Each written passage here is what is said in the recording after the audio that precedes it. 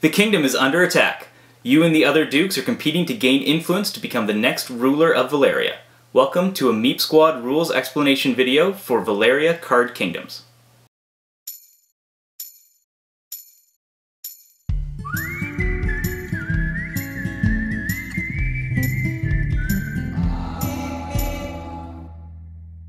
Hey guys, it's Matt here from the MEAP Squad, and I'm going to explain to you guys how to play Valeria Card Kingdoms.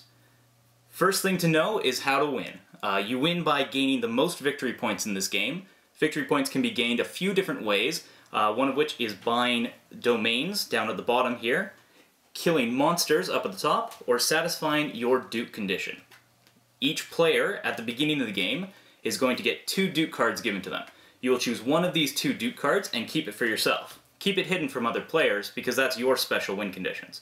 Additionally, for setup, we're going to select 5 different piles of domains, 3 in each pile, citizens to form the citizen board, 1 for each activation number, 5 sets of monsters, and each player is then going to gain a starting peasant and a starting knight. These will be the first characters that you get for the game and are going to give you your starting resources on the first few rolls. You'll also start with 2 gold and 1 magic. After this is all set up, decide who the first player is going to be, and the game begins. Gameplay is done in a series of rounds.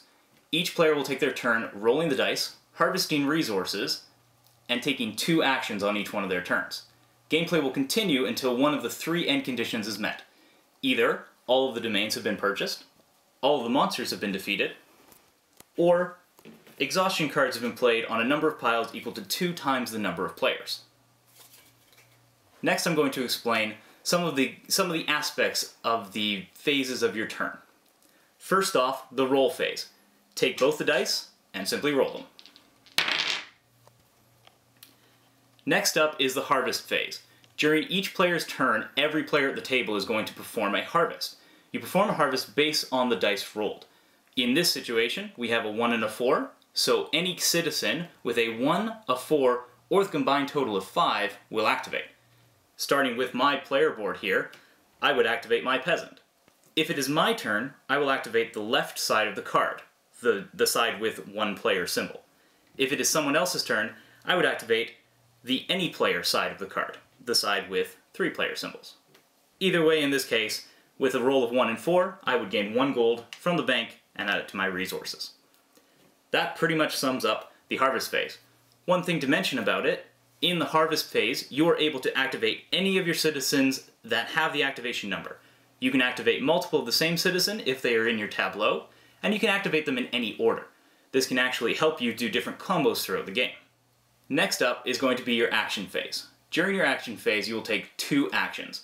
Your actions can be buying a citizen, purchasing a domain, slaying a monster, or gaining 1 of any resource. To purchase a domain, we'll look down at the domain cards. First thing you need to realize is the requirements for each domain. If you look at the top right-hand corner of any of the domains, it will show you which type of citizens you will need to have in your tableau in order to make the purchase.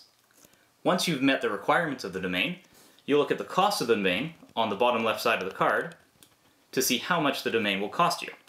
Most domains will cost you straight gold. After you've purchased the domain, you'll have either an instant or ongoing effect, which is at the bottom of the domain card. This can be used on subsequent turns to gain the benefit listed.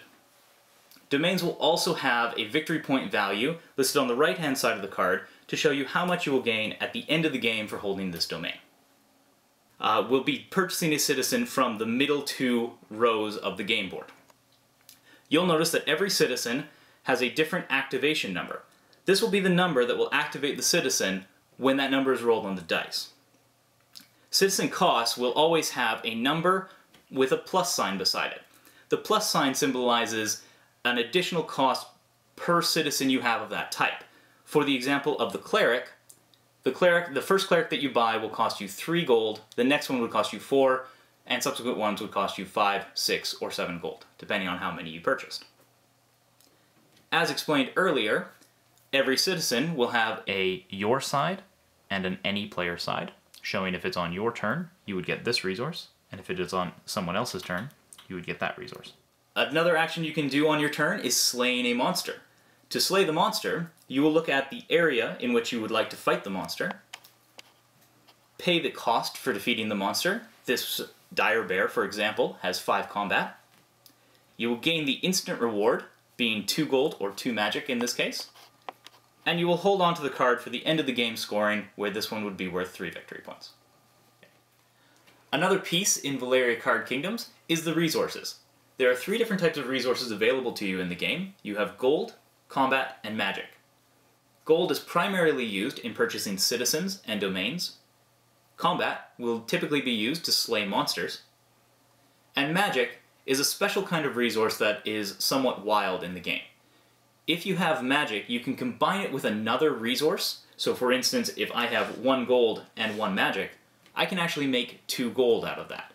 Now, a magic on its own cannot be used as any resource. It must be combined with something else to augment your other resources. It can become a very powerful resource, but it can also be very risky to stockpile magic, because if you have no combat, your magic cannot supplement something that you don't have. Play will continue with each player rolling the dice, harvesting resources, and taking their actions until one of the 3 previously mentioned end conditions is met. Once that happens, we'll move on to endgame scoring. At this point, you will total up the number of victory points from each of your domains, the number of victory points you have from slayed monsters, and any points gathered from your Duke's endgame condition.